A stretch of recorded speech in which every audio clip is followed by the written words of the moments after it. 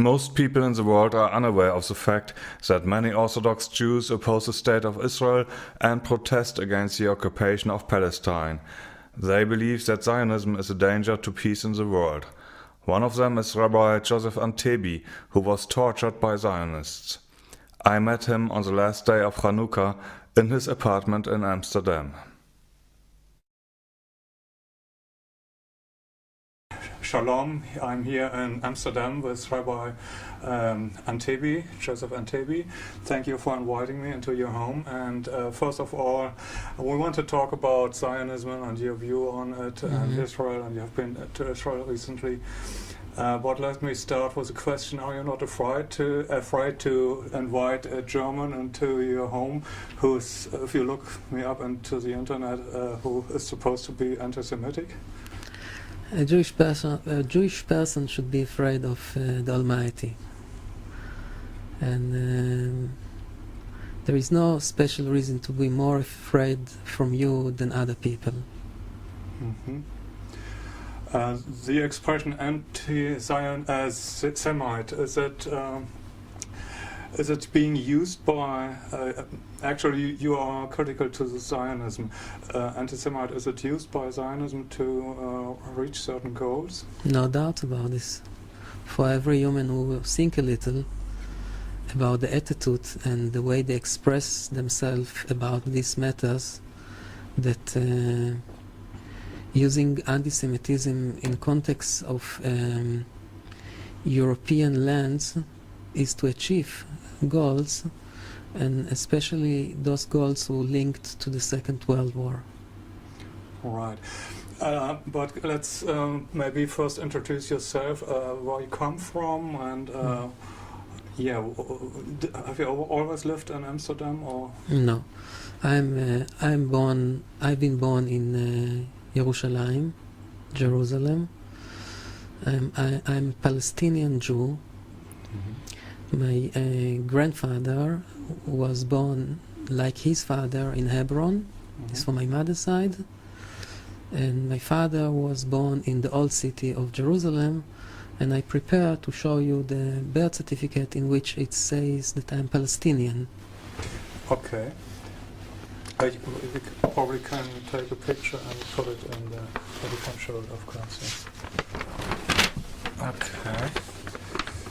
Okay, we'll make a picture of that later, maybe. Yeah. Thank you. So, actually, you are Palestinian Jew. You can read it. Yes. Certification of registration of birth, Department of Health, and Palestine. Okay. Yeah. That's weird, because we think that Jews only live in the, well, not in Palestine, but in Israel. But before Israel was created as a state, Jews and Palestinians lived lived peacefully together for a long time. Sure. What changed then? Zionism, of course. Zionism is the cost of the unpleasant situation that you have right now in the Middle East, and not only in the Middle East, in the whole world. Okay, can you explain what Zionism is and what the problem is with it? Zionism, it's a political movement which started about 150 years ago in East Central Europe. One of the major figures in the establishment of this movement is Benjamin Zehev Tudor Herzl, who was a secular Jew from Budapest, and then he passed to live with his parents in Austria. And he was very far from religious, and he thought that a solution for the Jewish problems will be when the Jewish people will have their own state. He thought to create a secular state like Austria or Germany or Belgium. Okay, then after World War II, Israel was created. There was a Balfour Declaration that actually promised a land to the Jews in a country that didn't belong to them, and was promised by the British, actually, right? Look, this is the political side of the whole matter. We watch it much more from the religious side. It was ever promised to the Jewish people, but since 2000 years ago about, we were punished, and the punishment include that we have to leave this place, and the power of this punishment did not pass away until these days. The punishment by God? Yes, that we are not allowed to live there. Okay. That we have to live under the nations abroad. So you are an Orthodox Jew who's strongly believing in what is written Yes. in your religion, and you think if there would be a state for Jews, then God would give it to you, right? Or what is- Like it says in the Holy Book. Yeah. I prepared a chapter who refer this. Okay.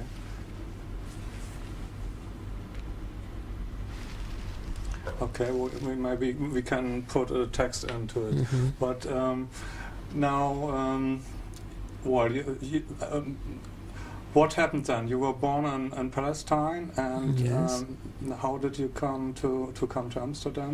I had some mission, some work to do over here many years ago, and since that time I'm living here. It was period that I passed to live in another countries, and then I returned back. Actually, are you in a group of anti-Zionists, and you make demonstrations throughout the world where you actually hold up signs that has the Israeli flag? You burn the flag, and maybe we can show this here. Mhm. Yeah, this is. And that you really, actually you say something that's quite similar to what Iran's President Ahmadinejad says, and why he's, of course, everybody is upset that he says that he's against the state of Israel, but I think he never really said it must be destroyed, but the state as a political entity has to vanish because it's a problem throughout the world. Yeah, I heard him saying such a thing. I don't know if he mentioned the word destroyed, but we use the word dismantle, peacefully dismantling of the Zionist state. So actually, your ideas are not so far away from his ideas, for instance, and some other people who say that the state of Israel is really creating a problem throughout the world. Sure, no doubts about it. Mhm. Now, you have recently been to Israel, and what I heard so far is not much, but I heard that you really were treated very badly there. Can Yes. you tell that a little? First of all, it's maybe good to tell you some background. Yeah. Some years ago, in the place where you're sitting, some Zionists came here. Two. One was very strong, and the other one was like the intellectual of both of them. And they come here and overwhelm me, and they treat me with electric shocks and injections, which break my bones, what make me very sick after it. Until today I'm suffering. The Dutch authorities recognize me as a victim of violence. I got even some compensations from the Dutch authorities. Today I'm officially recognized as an invalid. I can walk, but as you know, I have a wheelchair, and I have very much difficulties with my health. Unbelievable. When was that? It was in the date 8 March 2000. Have you been warned before or something? Yes, they call me and they say that I have to close my mouth. There are records, telephone records, and the police were translating it. And they want me to do some so-called religious acts as a covering for the crimes that they want to make.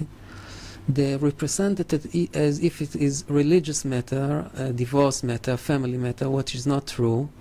They just couldn't say that they, as Democrats, demanding me to close my mouth. So they had to represent it as if it is a religious matter. And the same while they stole all what my mother left over in Jerusalem, all her property. And she had some things what she get from my grandfather, who was running away in 1929 from Hebron, and he brought and took out from Hebron very important Judaica articles, such as books and ceremonial things. And all those things were stolen. Also a book what I was starting to write and did not complete. And also some kind of proofs about my Palestinian backgrounds that they want to that I will not have. So they want you to be not a Palestine Jew, but Israeli Jew, or what they want to hide some proofs about harmonious life before the establishment of the Zionist state. They want to show that the state is necessary. They don't want to hear that Jews used to live peacefully with Muslims, and the relations were perfect. And this is what I'm saying to the world constantly. I'm Palestinian Jew. We have no feeling of animosity with the Muslims over there. We have friends who are Muslims, and we can cooperate and do with each other very nice. When I compare to relations around the world, the relations that we have with the Muslims in Palestine, my father, my mother, were very good. There was no reason to talk so bad about them, and for sure not to do so bad about them. We have no reason for it. Yeah, we can talk about what Israel does to Palestinians maybe later, but now you went back to Israel and yes. Tell about that. So about 8 months ago, the Minister of Justice, Mr. Alexander Krab, from Israel or from? No, from here, from Holland, okay. Told me that there would be an opportunity to meet my son, which I did not meet for 16 years. That did not let me see my son for 16 years now. And he told me that he arranged some things in Jerusalem with his colleague over there from the Ministry of Justice, Mrs. Regina Tapuchi. And when I will go there, then I will see my son after all those years. Something what is very difficult and breaking my heart for a long time. So I asked a medical assistant to come with me, and we go there. And when we go to the authorities he sent me to, they say that they don't know him, and I have nothing to search over there. I'm just tourist, and they will not cooperate with me. I tried for about 4 or 5 times, and the 5th time they tell me if I will keep on disturbing them, they will call the police. So I didn't know what to do. And that was not the only reason I went. Also my doctors told me that treatments in the Dead Sea will be good for my health after the torturing, and so that I was passing. I get a lot of treatment in the meanwhile, all these years. Okay, so after 18 days I thought for myself, it doesn't work. It doesn't work. I mean, it seems like they don't want to let me see my son. So I booked my flight back, and in the airport, before I show my passport, some policemen came to me and they say, first they say Josef, and they say Rabbi. I say with the hand like this, and I say yes, sir. They say to me, you're not flying nowhere, you're staying here. I was surprised first how they know my name without to see my passport. And second, I asked them, but why? I'm not a citizen of you. I live in Amsterdam. I'm citizen of Holland. What can be the reason to leave me here? They tell me you have to give a lot of money to the state, and they laugh, as if that I have to feel that it's not the real reason. I say, what kind of money? They say, you have a son over here. I say, I never met him, and just since short I know he's alive. And you took so much money from my family already. You took a lot of property in millions. I say, yeah, we hear all those things you can say to the courthouse. And they put some papers in my hand, and they say that they're going to take all my luggage out of the airplane, and that I will not fly. And then they escort me until the end of the airport. And okay, then I was very weak already from everything what was happening, and I wake up in a hospital, in Ichilov hospital. Because all the situation, yeah. And then they let me go out of the hospital. I went to Yerushalayim, and I went to Mea Shearim, the Orthodox neighborhood over there, and I say to the people what is going on. They say that they want to check it, if it's true. So they check it, and then they say, yeah, you are not allowed to leave the country, as it says in the papers. You have to go to the courthouse. I went to the courthouse, and in the courthouse they say that they want something like 500,000 of me. I say, for what? You take already so much. He said, otherwise you will not go out. And outside of the courthouse, some officials come to me and they tell me, you already forget about all these stories that you say, the kidnapping and the torturing. I said, I did not forget. I say, no, it can help you to go out of here. And they go, smiling, laughing. Okay, I went out, and I went again to Mea Shearim, and people over there say that they check it already, and it seems that I'm allowed to leave the state. I tried again for the second time, and went to the airport with my wheelchair and all my luggage, and again the same story. You're not allowed to leave the state. My medicines were finished. My medicines were finishing, and I need a medical treatment, so I went to the hospital. I went to Bikur Cholim. Once I went there, somebody with a white doctor, like hospital clothes, came to me and he say, Rabbi Josef, how do you do? Kind of cynic talking.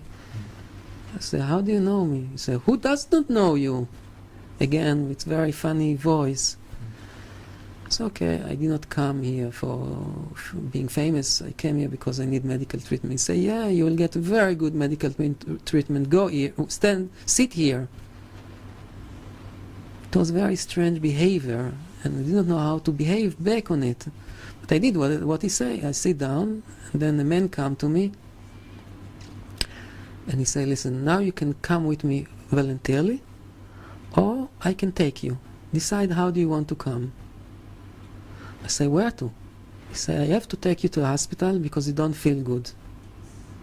But I say, but here is an hospital. Why do I have to go to another hospital? You can give me my medicines here for my pains. Then he say, no, you have to come with me. And he already held me for my arm. And it was very hard holding. So I thought, okay, I better walk. I better go with him normal. So then he put me in an ambulance, and he drove 20 minutes away from Jerusalem, and then it was like an hospital, and they opened electrical gates. It was security over there, people with guns, and then come kind of a doctor with very serious and cold face, and he tell me, hello, Rabbi Josef, can you hear me? I say, yes, of course. Well, of course, I hear. He said, do you also hear voices, right? I say, when there are noises, then I hear them. I'm not a deaf, of course. Besides this, I don't hear any. I understood where he's going to. So I said, besides this, I hear you when you talk to me. But besides this, there is no any other normal things that I should register them here. He wasn't satisfied for my answer, and they brought me into a closed department. It looked like a prison. There were the murderers. I recognize at least one that I know from the newspapers, and people in terrible situation. You can far away from Jewish behavior, how the team is dealing with those people. And I had to deliver everything what I had, my money, my documents, my passport, my telephones. But because I saw that the situation is like this, that something terrible is going to happen to me, I hide one telephone, and I wait that it will become evening.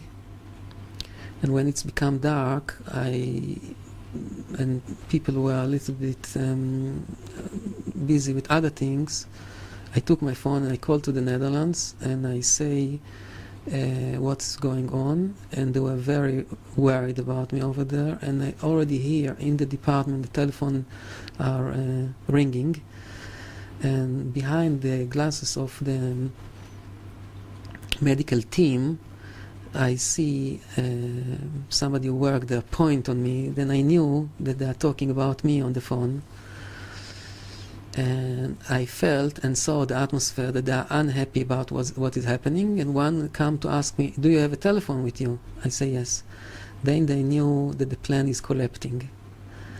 And in between less than 24 hours, I was out of there in a very strange way. Somebody come and pulled me from my wheelchair, pushed me into an ambulance, took me to the center of Jerusalem and throw me out in the center with a letter in my hand that I am released from the hospital. I did not receive any tablet or any injection. What I'm sure was the plan. But thanks God, I survived.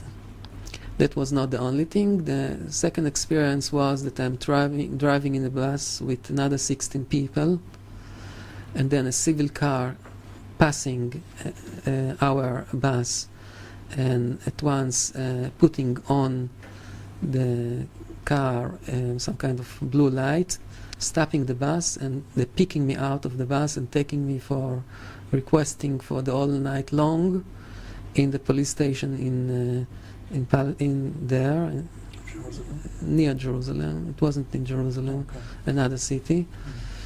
And also there in the questioning, one of the policemen coming and telling me, some things are better to forget. You don't have to register things that we already know. And no one in the world is interested about your stories. And it's in your hand to decide how long you'll stay here. When you forget it, then it will be good. They refer about the stories of 8 March 2000, the day that I was kidnapped and tortured, here in Amsterdam. Okay, so I returned to Mea Shearim, and the people saw that there is nothing to do, just to help me to live away from there, and if necessary, in not regular way. And the condition was that I cannot take anything with me, including my wheelchair not. And another condition was that I will not really direct know who is helping me. And that's it. One day I find myself here in Europe. It was about 2 months ago. And since then, it's already 2 months now that I'm back at home here. Unbelievable. I mean, you're a Jew and you're being tortured by Jews. Well, we non-Jews would think that very, very strange, actually. I think it would be a Jewish state and Jews would be welcome there. Look, maybe it's better, before we continue, to say that I was tortured not by Jews, but by Zionists. Okay. And it's very good that the people who see us will make for themselves clear that Jews are not Zionists and Zionists are not Jews, per definition. Mm-hmm. The people who behave like this already declare with this behavior that they are not Jews. Jewish behavior, it's merciful and loyal, for sure, to the Jewish nation and for the whole world, all people. And when a person behaves in such a way, he's just saying that he is not a Jew. A Jew, it's a merciful person who wants to make charitable actions and to make good to everyone. Actually, I heard that different kinds of Jews, Sephardic Jews and Ashkenazim Jews, and they are actually not, they can't put their line back up to that they are from the Middle East, but they come from Khazars, and they took over the Jewish religion one day?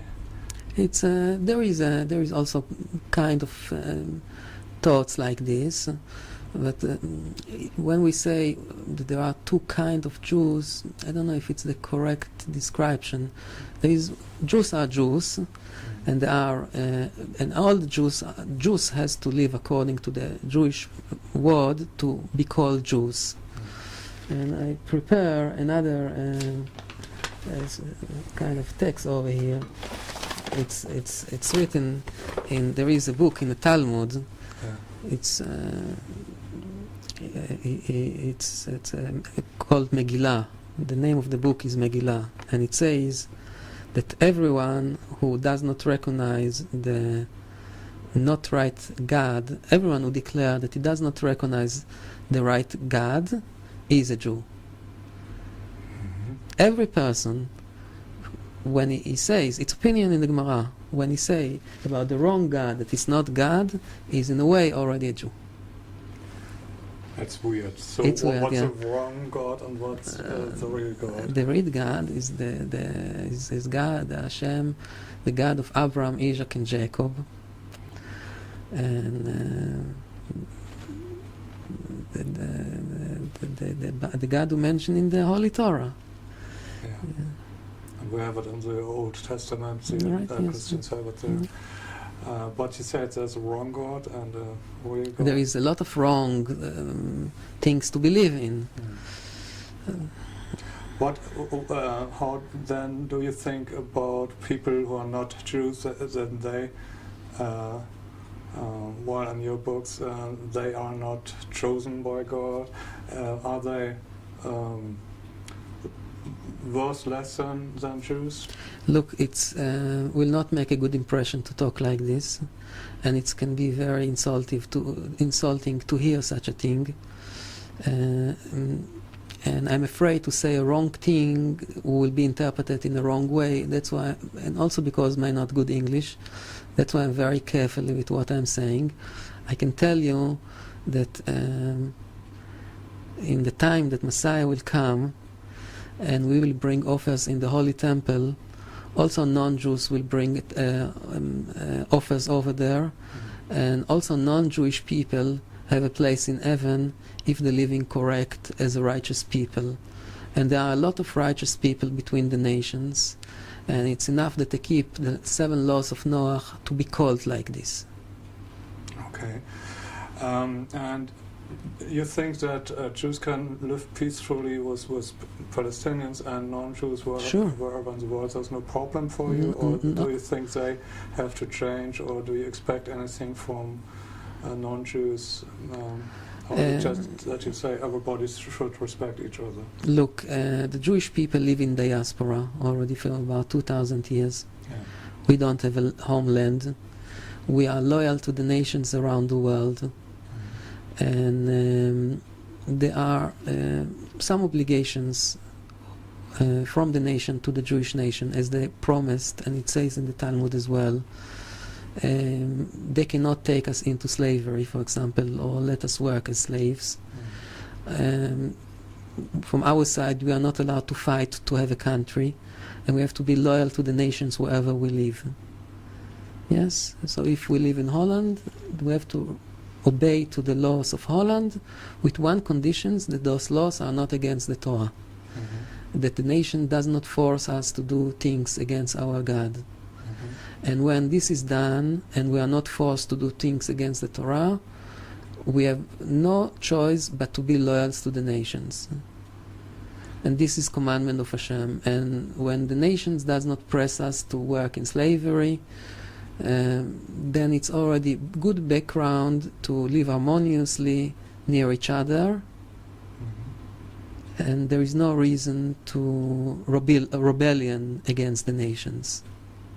Okay, but the state of Israel now is different to that belief, what you just told me. Sure. They are treating Palestinians, especially, and non-Jews, not equally, and even Jews they are treat like they treated you. So what is your solution for what can you do, or what can Jews do? On because obviously most people don't even know that Israel is not the state of the Jews, but there are Jews that oppose Israel. Can you say how many of the Jews, are there any statistics who oppose Israel? Thousands of people. There is a big numbers. Not everyone is willing to stand in front of the camera and to declare this. People having families, and people are afraid. You see, not everyone can take it to be kidnapped and tortured, like what happened to me. Sure. And I continue in saying my belief. Yes, so, but we're talking about thousands of people all over the world. In secret, I'm talking to them sometimes, and they say, we agree with you. Your opinion is right. The state, the Zionist state, is a wrong thing, costing us a lot of problems in the world. When things happening there, and I'm walking in the street, I experience it very strong. People are angry, and they see me, and they think that I'm the representative of the Zionist state. They don't know that we are not different as they suffering from this state. That's amazing, yeah. And interesting is also that we don't hear about that because, I mean, the mass media have the opportunity to invite you to talk shows or whatever. Are the media controlled by Zionists? Of course, no doubts about it. About my story, there is a big newspaper over here. It's called the Telegraph, the Telegraph, yeah? They were very interested about my story, and they were making an appointment to come to interview me. And after this, just short after, they announced me that they will not come. And I asked why. They say, I asked also my lawyer, and he said to me that he himself is very afraid because he received some documents, and it was clear that this organization who was mentioned on this document associated with the Mossad. And they pass him indirect that he better drop the case. And I said to him, you cannot live on the halfway. You have to continue. You shouldn't be afraid. They will not do to you. They want to scare you. Yeah? So this is, they have for sure strong control. All worldwide? For sure. You know this. I don't have to tell you. Yeah, sure, but it's amazing. Yes. I mean, we are always called conspiracy theorists and even Nazis if we come up with the idea that Zionists would control the media worldwide. So it's very dangerous to talk about these things. Are you not afraid now? I mean, you have been tortured, you have this experience in Israel. Not afraid to talk in front of camera now? Look, I lose a lot already. I lose my family, which I don't see already for many years. I couldn't be in the funeral of my mother. She told me goodbye through the phone. After that, they went to the hospital and pulled away the infusion from her hand and threatened her that if I will not stop, they will kill me. And my son I did not see for 16 years. Can we... Okay, sure. Answer. Right, so the thing was with my mother, it was very heavy. It was like saying goodbye on the phone, which make a lot of emotional pressure on me. And then she passed away on 19th January 2000. And I was broken, very broken. I sat here alone. There are all kinds of ceremonial things who has to be done according to Judaism. And people did not come to cheer me up from Amsterdam. The people who know me here took a distance from me because what the Zionists announced about me. And while I'm mourn on my mother, they keep on calling me and sending people to warn me for attack that they're planning on me. So the security man from the institution come to my home once, and he told me that they're going to burn up my house. And they sent a few times people on the door. So on 8th March, it was like about 1.5 months after my mother's death, they knock on the door here, and I opened the little curtain in front of the door, on the window of the door, and I asked who it is. And they make like kind of very sweet voice, and they call me with kind of nickname. They didn't say Rabbi Josef, they say Yossi, we come to help you. And I say to myself, the Almighty probably hear my prayers, that I feel alone and broken, and He sent me people to help me.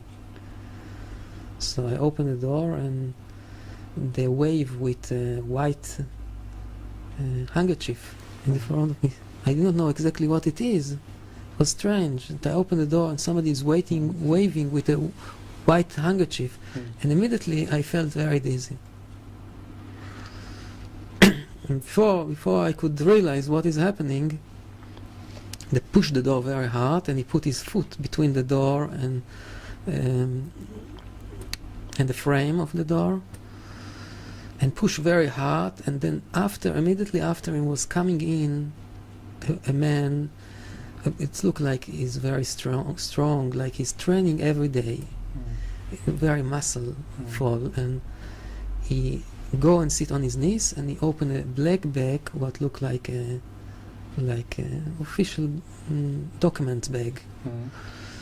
And the other man was making me to sit on a chair there on the hall, and he held my face in the front like this. I cannot watch left and right, but from the corner of my eyes I saw something like a needle of injection, and I felt right away something on my arm. When I got this, I felt like I'm paralyzed partly with my thoughts and with my behavior. And then they start beating me very aggressive in my stomach, and right in the beginning when they beat me already they broke my ribs, what making me my breathing very hard, painfully, and my moving, so they overwhelmed me very easily after it. And then they brought me into the room, and they continue beating me, and then the one man asked the other one, bring me a telephone book. I did not know. I thought I'm confused, or the question is wrong, or I didn't understand what is going on. I thought maybe you want to phone somebody.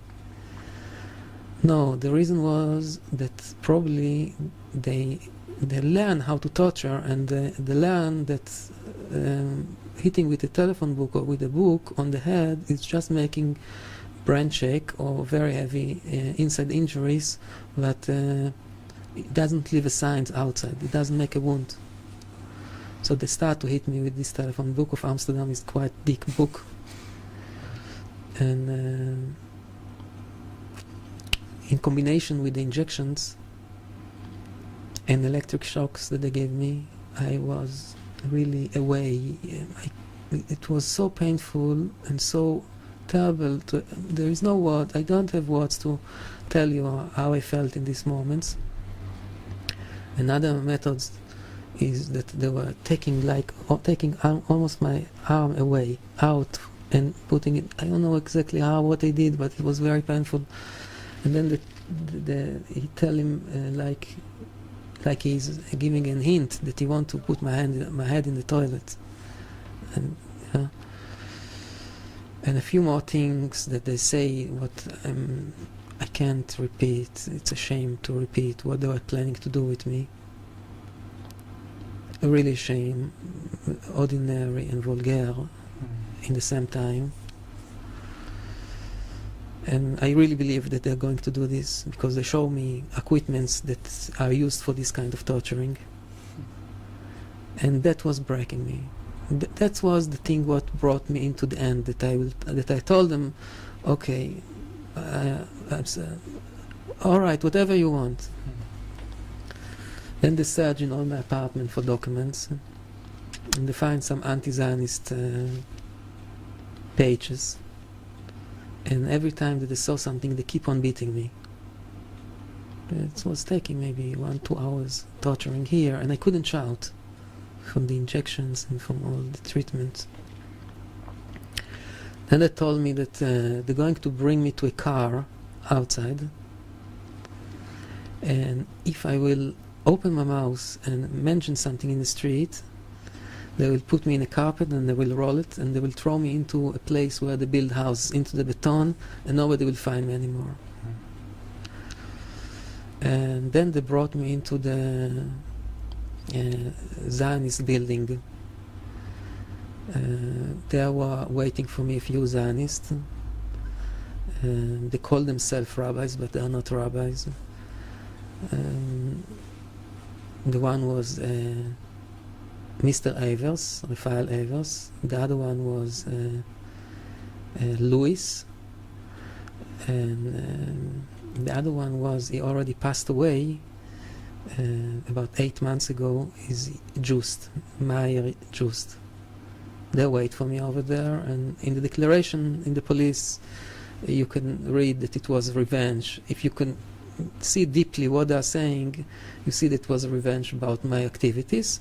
But they want to represent it as a religious matter, because when they will represent it as a religious matter and there will be request by the police, questioned by the police, they will say it's a Jewish matter, don't involve yourself. Once the police will involve themselves, they will say you are anti-Semite, the old story. And they announce me this in the synagogue. They say, don't go to the police, they are all Nazis. There is a newspaper article that you can take with you after, in which it's mentioned. Don't go to the police, they are all Nazis. But the police was involved because after this torturing day, they throw me to the street, and the people, the citizens of the residents of Amsterdam find me and call the police and ambulance, so the police get to know about it. I had to get a long medical treatment after it. Yeah, that was the cost of my being invalid. In the beginning, it was a long period that I could hardly walk. Today, thanks God, I can walk, but I have a lot of pain. I'm suffering from a lot of pain, physical as mental. And it's to understand for the fact of using my mother's without the option to say goodbye, for not seeing my son already now 16 years, and my father, and all the property, and the whole thing from becoming from a good settlement into poor man. It's not easy thing. This is Zionism, and this is the cost of Zionism. You have now a classical example of Zionist behavior. Yeah. So you can say, if they're doing it to a Jewish man that they, according to them, they support to protect him, what will they do to non-Jewish men? Yeah. If to a Jewish man they treat like this, and they represent themselves as the guards of Judaism and Jewish people, so what are they doing to the Palestinians in Gaza? How they fight against the people in Lebanon and Syria? If to the Jews they do like this? I know the answer, but maybe we keep this for another program. Yeah, that's probably too hard, but that's unbelievable what you experienced there. What is your feeling about it? I mean, obviously you can't be happy with what happens there. What is your plan? What are you going to do? Look, I spent already about 16 or 17 years of my life for even more announcing the world that Jews are not Zionists and Zionism is not Judaism. I will be very happy if I will have the option to have a location. I thought about Berlin, in which victims of Zionism can gather and support each other. the German authorities are suffering a lot from being guilty about what happened in the past, and it's very hard for them to express themselves against Zionism, especially because the Zionism represent themselves as Jews, and when it's coming to matter of Jews in Germany, it's a very hard matter to deal with for the German people. Very often they are in terrible situation, and they have no spokesman who cannot be accused as being anti-Semite. And this work, it's a work that I can exercise. And I will do this because it's now time to start to do this work, before it's getting too late. Before the nation's getting angry again, and I don't wish it, and I don't want it to see them angry again. So before it's getting so far, a Jewish organization have to come and to say loud the truth. And one of the point is to make the Zionists come down with them arguments against the European nations. Okay, maybe we can help you there. Someone, somebody from our audience is maybe in Berlin and can arrange something. I think that would be very important that we say, that even we Germans, I mean the relationship between Jews and Germans are not so easy, but I think if we can make a strong statement then, that would be very important and could hopefully bring peace between the people, and we see what happens, because what's going on there in Israel is affecting the whole world, and we see what they do to you, and then what could the Mossad do around the world with people who criticize Israel. Mm-hmm. Okay. Thank you for the interview. Or is there some last statement you would do to our audience? Something you really want to say? I hope will come soon a day that we can greet each other not only by words, but words which coming from the heart for peace. Yes. Thank you. Shalom.